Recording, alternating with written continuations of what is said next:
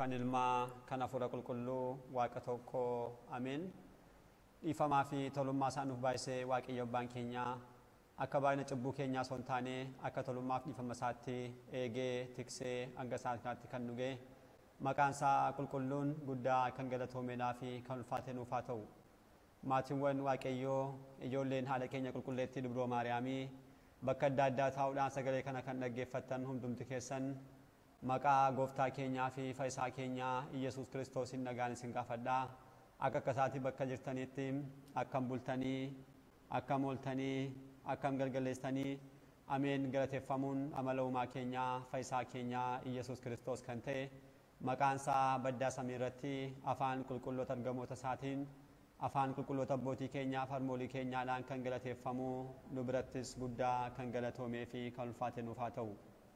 Deessuu gooftaa keenyaa haadhanduma keenyaa qulqulleettii Dubroo Maariyaamii akkasumas qulqulloota ergamoota waaqayyoo qulqulloota abbootii keenyaa harmoolii keenya hundumaaf akka kennaa isaaniitti galannii fi ulfinni isaaniif haa ta'u.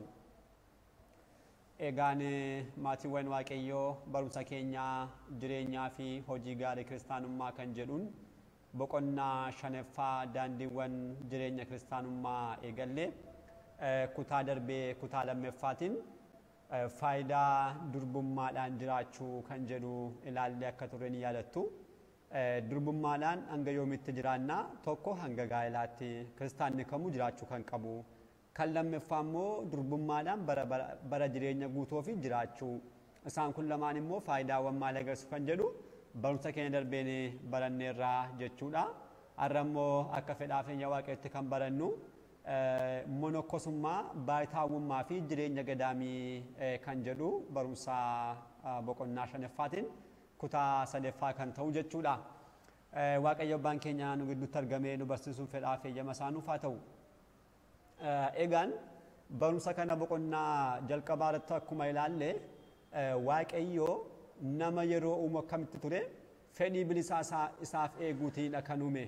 Wanta barbaade raawwachuu akka danda'u wanti hundumtuu akka isaaf kenname akka fedha isaatti kan isa fayyadu filachuu kan isa dandeessisu sammuu guutuu wajjirraan kennuudhaan waaqayyo nama uumeera jechuudha. Hundumti keenya kana ni qabna jechuudha. Kanatti dabalataan fedhiin keenya fedhiin bilisaa keenya yeroo nu eegamu daandii jireenyaa keenya irrattis immoo kam akka hordofnu daandii kam qabannee jiraachuutiin mootummaa isaa dhaaluu akka qabnus immoo daandiiwwan nuuf qopheesseera jechuudha. Kanaadha gooftaan keenya tokkos dhuguma fedhii bilisaa keenya nu eeguunsaa kan inni beekamu jechuudha. Kanaafuu kanneen nuuf kennaman daandiiwwan jiran hundumaa keessaa filannee kallattii tokkorra qabannee deemuun bilisa yookiin immoo fedhii kan keenyadha jechuudha. Gooftaan keenya maal jedheera wangeelaa Maatiyos boqonnaa 19 yommuu dubbisnu lakkoofsa 11-13 yoo ilaaltan maal jedha kun warreen kennameef malee hundumaaf miti jechuudhaan eegala. Duuka bu'ootatu namoonni ijoollee gara gooftaa keenyaatti yeroo fidan waa'ee gaa'ilaa kaasanii duuka bu'oonni immoo ijoollee yeroo isaan gooftaa keenya irraatu ari'an gooftaan keenya gaa'illi hin barbaachisa jechuudhaan gaa'ila malees immoo akkuma kanaa durbummaadhaan jiraachuunis immoo ni barbaachisa kan jedhu erga kaasee booda jireenyi durbummaa kun immoo warreen isaaniif kennameef malee hundumaaf miti. Gadameessaan isaanii keessaatti xu'aashee yookiin immoo jaandarbaa ta'anii kanneen ni jiru. Waa'ee mootummaa waaqayyoodhaaf mataa isaanis jaandarbaa kanneen taasisan ni jiru jechuudhaan dubbate. Waa'ee mootummaa waaqayyoodhaaf jedhanii jireenya foonummaa hundumaa kan dhiisan jechuudha. Fudhachuu kan danda'us immoo maal taasisu haa fudhatu jechuun immoo gooftaan keenya tufeera. Fudhachuu waadaa kan danda'u haa fudhatu jechuun fedhii bilisaa keessan ni qabdu. Kanneen dandeessan yootti jireenya kana yoo fudhattan jaandarbaa jechuun durbummaadhaan kanneen jiraatan jechuudha. Warreen dhiiraadhaaf saala faallaa shamarra wajjirraan walqunnamtii taasisanii warreen hin beekne warreen shamarrootaaf immoo dhiirota wajjirraan walqunnamtii taasisanii warreen hin beekne jechuudha. Isaan kun mootummaa waaqayyoodhaaf jedhanii warreen mataa isaanii akkas jaandarbaa taasisan kun isaan kamidha? Barumsa kanaan kan barannudha jechuudha. Fudhachuu kan danda'u immoo haa fudhatu yeroo jedhu jireenyi kun hundumaadhaaf kennamuu danda'a. Kan barbaade fedha isaa kan qabu hundumtu yoo dandeessan fudhachuu dandeessu jechuudhaan gooftaan keenya maal kenne mirgaa fi fedhii bilisaa nuuf kenneedha jechuudha. Kun dhugumatti fedhiin bilisaa keenya nuuf eegamuusaa kallattii maan kan agarsiisudha. Kanaaf barumsa kanaan fedha mataa isaanii mo'achuudhaan fedha foon isaanii mo'achuutiin jireenya isaanii guutummaa uumaa isaanii wajjiraan kan taasisan jireenya ergamoo samii kanneen jiraatan monokkosummaan maalidhaa baay'itaawummaan akkasumas immoo jireenyi gadaa'imaadha kan jedhu kan barannudha kan ta'u jechuudha. Kan jalqabaa baay'itaawummaadha. Baay'itaawwii jechuun kun daandii jireenyaa mataa ofii qabsuuraaf kanneen qopheessan mataa ofii qabsuuraan egaan qabsuura barumsa darbeen yeroo laallu fedhii foonii wajjirraan kan taasifamu qabsuurri ni jira. Darbees immoo diiyaabiloos wajjirraan kan taasifamu qabsuurri ni jira. Sadaffaatti immoo fedhii bareedina addunyaa kanaa wajjirraan kan taasifamu ni jira jechuudha. Kana mataa isaanii kanaaf kanneen qopheessan akkasumas immoo nyaataaf jireenya foonii kan namatti tolu dhiisuudhaan qofummaadhaan bakka namni jiraatu irraa fagaatanii kan jiraatan yookiin immoo jireenya jiraatamudha. Jireenyi maali? Jireenyi baay'itaawummaa jedhamuun beekamu jechuudha. Namarraa fagaachuutiin holqa adda addaa keessaa tulluuwwan adda addaa akkasumas bosona adda addaa keessaa fagaatanii jiraachuu jechuudha. Jireenyi kun egaa akkuma jalqaba kaasne fedhiitti kan hundaa'edha. Dirqamaan kan itti galan osoo hin taane fedhii ofiitiin jireenya akkasii jiraachuun qabaa jedhamuudhaan kan itti galamudha. Addunyaa biratti du'u wanta addunyaa kanaa hundumaa biratti beekaa namni kun addunyaa keessaa baheera jechuudha walumaa galatti. Fooniin aadeddeebi'uu bakka jiraatu sana lafaan adeemu malee garuu addunyaa biraatu du'eera addunyaa keessaa baheera jechuudha. Addunyaanis immoo akkuma kana keessa isaatti duuteetti. Waa'een tokko addunyaa irraa hin barbaadu. Bareedina, jireenya, uffata, nyaata wanta tokko addunyaadhaa kan hin barbaanne jechuudha. Biyya lafaa kan tuuffate. Guutummaa biyya lafaa jireenyi booda dhuftu baay'ee guddoo kan taate mootummaa waaqayyoo jirti jechuudhaan kan guyyaa har'aa biyya lafaatti raawwatamu hundumaa kan tuuffate jechuudha.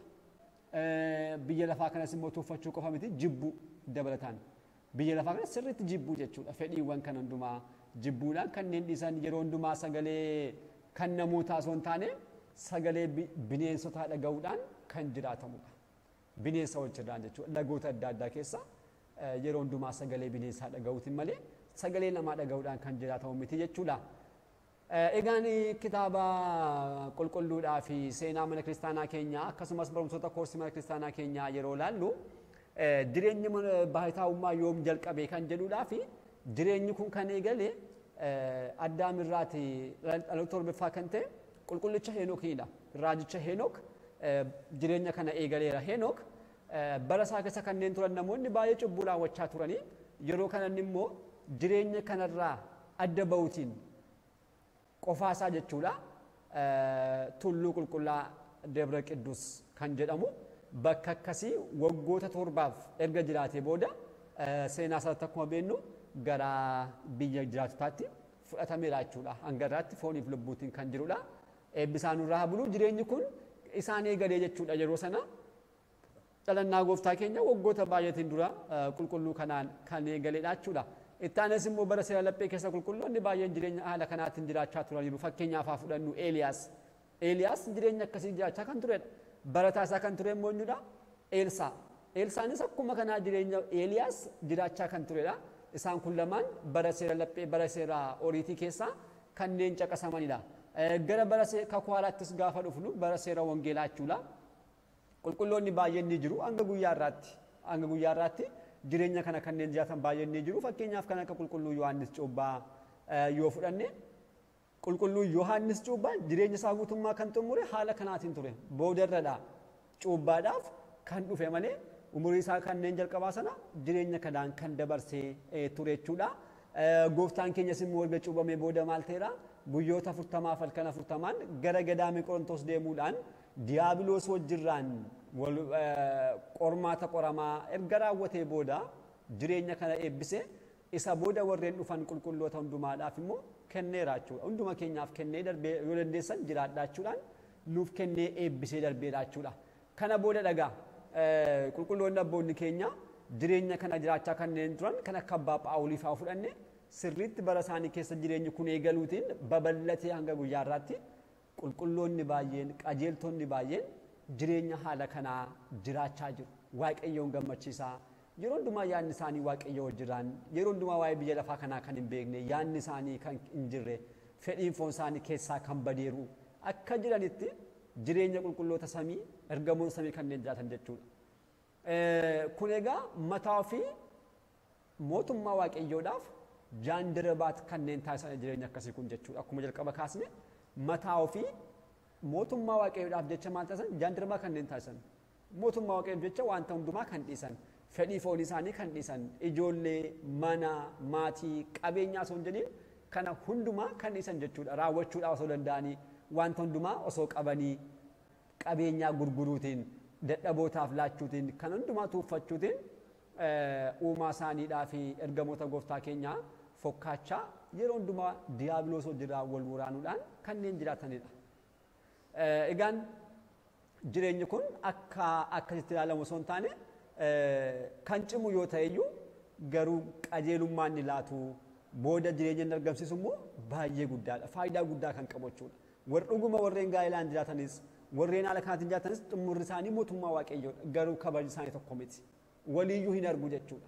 Unkaan warreen gaa'ilaan jiraatan hin taane gaa'ilumaa booda warreen gara munkinaatti dhufanii fi isaan jalqabaatti kaasanii akka kanaatti jiraatan kun kabajni isaanii wal bira hin jiru. Isaan kanaaf waaqayyo kabaja guddaa kan isaaniif laatudha. Ammuma jaallatan jaallataa jechuudha waaqayyo. Ammuma nuti laphee keenya bannee jireenya furummaa keenyaaf laannu ammuma kanaa waaqayyootiin barbaanne arganna. Isaan kun ammuma kanaa jaallatan yeroo deeman ammuma kanaa waaqayyo isaan jaallate ammuma kanaa isaaniif of ibsaa jechuudha. Ammuma kanaa isaan kabajaa jechuudha. Kana jireenya isaanii kana qulqullichi Phaawulos ibseera. Ergaa isaa gara Ibrootaa kan ergee lakkoofsa 11 lakkoofsa boqonnaa 11 lakkoofsa 37 yommuu ilaallu hunduma dhabaa rakkina simachaa jechuudhaan eegala.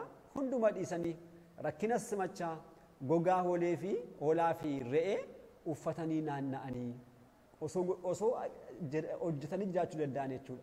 Osoo mana dhaabuu danda'anii kan hundumaa dhiisuudhaan maal taasisan gogaa hoolaa fi re'ee uffatanii naanna'an. Addunyaan isaaniif hin taane lafa onaa fi tulluu akkasumas holqa keessa jiraatan jechuudhaan isaan kana haala kanaatiin kaaseera. Yeroo hundumaa addunyaan isaaniif hin taane kana hundumaa keessaa adda ba'uudhaan lafa onaa akkasumas tulluu keessa tulluurra jiraachaa turanii. Qulqulloonni haala kanaatiin jiraatan kun dhuguma kan isaan gargaaru namni isaa ta'u wanti biraa isaan bira hin jiru garuu akkam jireenya isaanii yeroo hundumaa waaqayyoon kan to'ataman yeroo hundumaa ergamoonni waaqayyoo kan taphachiisan yeroo hundumaa jireenya samiirraa kan jiraatanidha. Waggoota baay'eef nyaata malee dhukkubsatan illee haa ta'u yeroo hundumaa ergamoota waaqayyoodhaan kunuunfama qulqulloota jiraachuu danda'an jireenya akkasii kanneen jiraatan jechuudha. Kanaafuu jireenyi kun haala kanaatiin qajeelummaa guddaadhaaf boodas kabaja guddaadhaafis kan geessu jireenya baay'ee cimaa kan ta'edha. Mataa ofii of amansiisuudhaan erga wanta hundumaa beekanii booda itti galanii kan jiraatan ammuma kanaas immoo faayidaan isaa guddaa kan ta'e ammuma kanaa boodas immoo kabaja guddaa kan argamsiisu jireenya eebbifamaadha jechuudha. Abboonni keenya haala kanaatiin jiraatan kan akka Henook kan akka Eeliyaas maal ta'ani fooniif lubbuudhaan gara biyya jaarsaatti ol fudhataman. Qulqulluu Yohaanis immoo maal jedhame dubartoonni kanneen dhalan keessaatu kanneen dahan keessaa akka kanaa akka qulqulluu Yohaanis kan argamu tasumayyuu hin jirachuudhaan gooftaan keenya jecha isaa qulqullaa'aadhaan isaaf dubbateera. Isaan kun jireenya kanaan kanneen beekaman jechuudha. Erga kanaas immoo jireenya kana jiraachaa kanneen ta'an qulqulloonni baay'een abboonni keenya osoo hin beekamiin gara biyya jiraatotaatti jechuudha fudhatamanii baay'ooliin achi jiraachaa jiru jechuudha. Kanaaf amma kanaatti jireenya kabaja waaqayyo biraatti argamsiisu fooniif lubbuutiin gara waaqayyotti kan nama geessuu danda'udha jechuudha. Kan lammaffaa monoksummaadha. Monoksee jechuunis kabaja isaa eeggachuudhaan kan jiraatudha. Addunyaarraa kan fagaatee fedhii isaa qofaatti hundaa'ee kan jiraatu. Fedhii isaa qofachuun qaamni biraa kan isa hoogganu hin jiru. Haadha manaa, abbaa manaa, ijoollee, fira osoo hin jedhiin mataa isaa qofaan yookiin mataa ishee qofaan kan geggeeffamuuf kan geggeeffamtu jechuudha. Fakkeenya qoraatti mataa gooftaa keenyaatti jarreen sun Yihuudoonni itti maran sana kan ta'e qoobii kanneen uffatan. Uffata isaaniif qophaa'e askeemaa kan jedhamu uffachuudhaan yeroo jireenya isaanii guutummaa kanneen jiraatan qabeenya fira akkasumas fedhii addunyaa kanarraa adda kan ba'an jechuudha. Isaan kun monokkosota jedhamu. Akkuma baay'itaawotaadha garuu isaan irraa adda kan ba'an isaan kun maala qoobii ni qabu jireenya isaan jiraatan illee jireenya gadaamiiti. Gadaamii keessa saala faallaa hojirraan bakka adda addaa jechuudha. qulqullummaadhaan kanneen jiraatanidha. Yeroo hundumaa fedha addunyaa kanarraa adda ba'uudhaan tokkummaadhaan kadhannaa kanneen taasisan, tokkummaadhaan kan nyaatan, tokkummaadhaan hojiiwwan adda addaa kanneen dalagan, tokkummaadhaan dadhaboota kanneen gargaaran jireenyi warreen akkasii kun monokkosota jedhamu jechuudha. Yeroo hundumaa jireenya qulqullummaadha. Jireenya qulqulloota ergamoota Waaqayyoo lafarratti kanneen jiraatanidha. Ergamoonni samiitti kanneen jiraatan isaan kun immoo lafarratti kan jiraatan boodas immoo samiirratti immoo jireenya sirriiman dhalli namaa Addaam jalqabaadhaaf Hewaan jalqabaa jiraachaa kan turan kan jiraatan jechuudha isaan akkasii. Qabeenya lafarraa hin qaban waa tokko jechuudha. Yeroo gara monokkosummaatti seenan kan abbaa isaa ta'u kan haadhaa kan maatii jiraate argatan yoo jiraatan kan mataa isaaniis yoo jiraate gurguruudhaan dadhabootaaf hiranii seenuu kan qaban. Durbummaadhaan kanneen jiraatanidha. Yeroo kabaja isaanii eeggachuudhaan umurii isaanii guutuu kanneen jiraatan jechuudha. Karaa abbootis karaa harmoonis inni kun durbummaa eeggachuudhaan kanneen jiraatanidha. Wanta hundumaa dadhabootaaf kennuun kanneen dhiisanidha. Kan wanta qaban hundumaa gurguruutiin jechuudha akkuma jalqaba kaasne. Aangoo lafarraa kanneen hin barbaanne wanta hundumaa kanneen dhiisuudhaanis immoo kanneen baqatanidha isaan kun.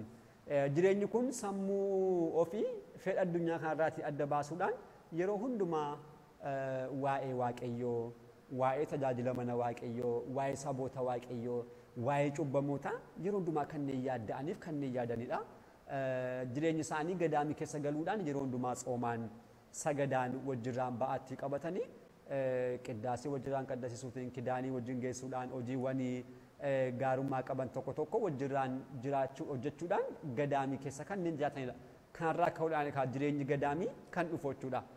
Jireenyi gadaamii kun maal jechuudha?